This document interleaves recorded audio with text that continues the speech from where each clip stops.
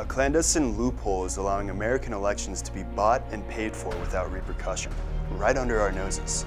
It's called dark money, and it began to pulse through and degrade our nation's democratic core 6 years ago. We were able to uncover this Washington Wall Street ploy through extensive research, and we can boil it down for you today in just a few minutes' time. Hi, my name is Cameron Saucier, Associate Editor with Money Morning. Today we're examining part 2 of a loophole that's taking voting power away from the people and placing it in the hands of the elite: dark money. So-called dark money nonprofit organizations have crept into recent election cycles. Unlike super PACs, these nonprofits don't have to disclose their donors' identities. That makes them more appealing donation tools to lobbyists, Wall Street, and major industries. $308 million of dark money was collected during the 2012 election cycle, and that number is expected to be much higher in 2016. Already, $4.8 million has been collected by dark money groups. That's 10 times higher than the same point in 2012. The real alarm comes from when these dark money organizations and super PACs collude together.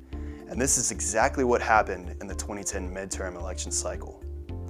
After the landmark Citizens United case, political operatives didn't waste any time concocting new fundraising models. One of those political operatives was Karl Rove. Rove, a former advisor to the Bush administration, set up a super PAC called American Crossroads. Rove's super PAC played a huge role in influencing the 2010 midterm election cycle. But American Crossroads wasn't enough for Rove. Many donors shied away from donating to his super PAC because they had to disclose their identities. That's why he created Crossroads GPS, a 501c4 nonprofit, also known as a political social welfare organization. Social welfare organizations, however, aren't allowed to spend money directly on promoting candidates. They're only used to promote issues or policies.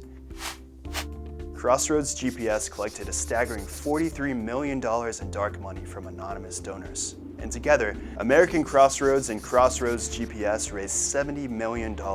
Then, Rove's fundraising scheme started to get a little bit dicey.